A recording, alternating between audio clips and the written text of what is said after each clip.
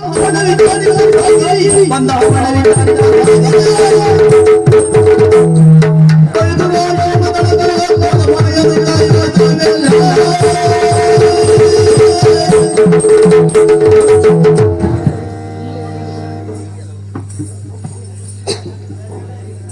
ಕುದುರೆಯನ್ನು ನೋಡುತ್ತಿದ್ದರೆ ಹತ್ತಿರ ಹೋಗಿ ನೋಡಬೇಕೆಂಬ ತವಕ ಹೆಚ್ಚಾಗುತ್ತಾ ಇದೆ. ಹೌದು, ಹೋಗುವ ಬನ್ನಿ.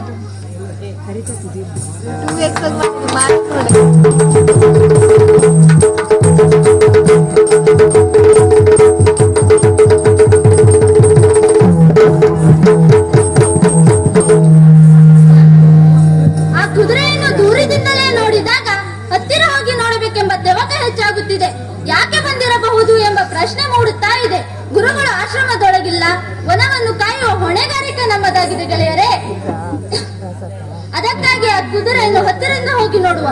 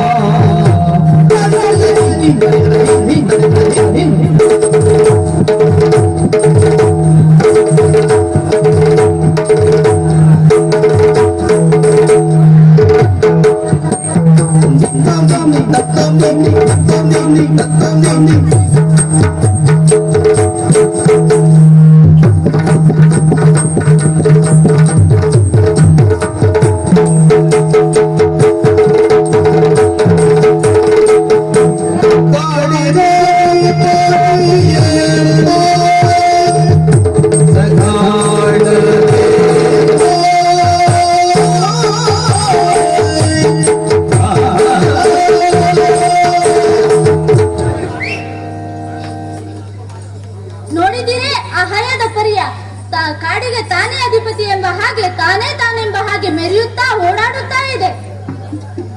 ಹೌದು,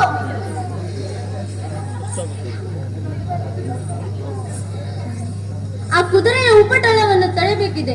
ಹೋಗಿ ಆ ಕುದುರೆಯನ್ನು ಕಟ್ಟಿ ಹಾಕಿ ಅದರ ಹಣೆಯ ಮೇಲಿರುವ ಲೇಖನವನ್ನು ತಂದು ಬರಿ. ಕುದುರೆ ವಿಷಯಕ್ಕೆ ಗೊತ್ತಿಲ್ಲ. ಎಷ್ಟು ಮನೆ ಇದರ ಸೊಕ್ಕನ್ನು ಮುರಿಯುತ್ತೇನೆ. ಎಷ್ಟು ಮನೆ ಬೇರೆ ಗೊತ್ತಿಲ್ಲ. ಪೆಟ್ಟೊಂದು ದೊಡ್ಡರೆಡು.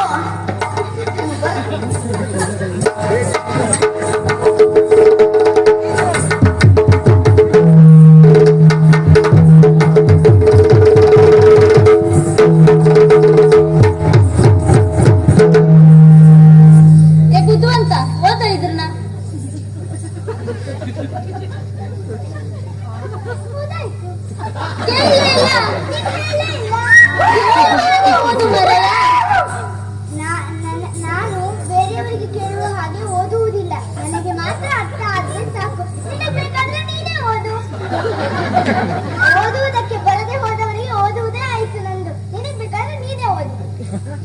ಏ ಬುದ್ಧಿವಂತ, ನೀನಾದ್ರೂ ಓದು.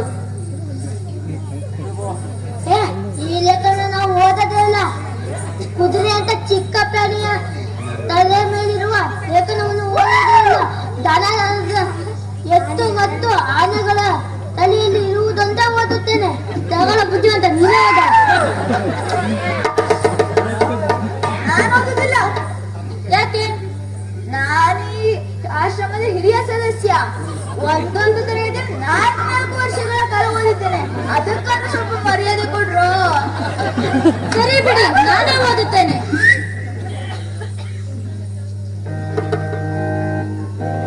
ತರಣಿಯೋ ಯಜರಾಮ ತರಣಿಯೋ ವ್ಯಂದೀಮ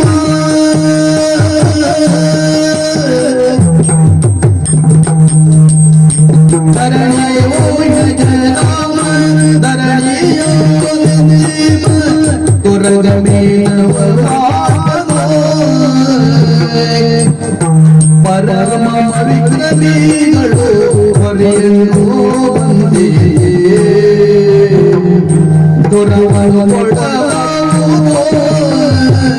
ರಣಗೈ ನಡೆವ ಕನನಾದಿಗಳ ಕೊಟ್ಟು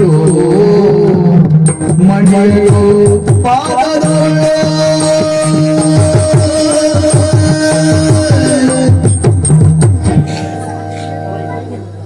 ಧರಣಿ ವಂಶಜ ರಾಮ, ಧರೆಯೊಳು ನಿಸೀಮ.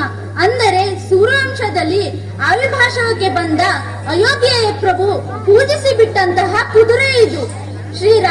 ರಾವಣನನ್ನು ಕೊಂದ ಪರಿಣಾಮ ಬ್ರಹ್ಮಹತ್ಯಾ ದೋಷ ಬಂತೆಂಬ ಕಾರಣಕ್ಕೆ ಅಶ್ವಮೇಧವನ್ನು ಕೈಗೊಂಡಿದ್ದಾನೆ.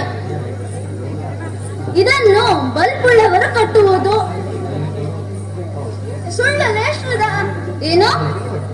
ಬಲ್ಪು 200 ಅದಲ್ವಾ? ಬಲ್ಪುಳ್ಳವರು ಯುದ್ಧ ಮಾಡಲೇಬೇಕು. ಬಲಹೀನರಾದವರು ಕಪ್ಪಗಾಣಿಕೆ ಕೊಟ್ಟು ಸೇನೆಯೊಂದಿಗೆ ಒಡಗೂಡುವುದು. ಹೌದಾ?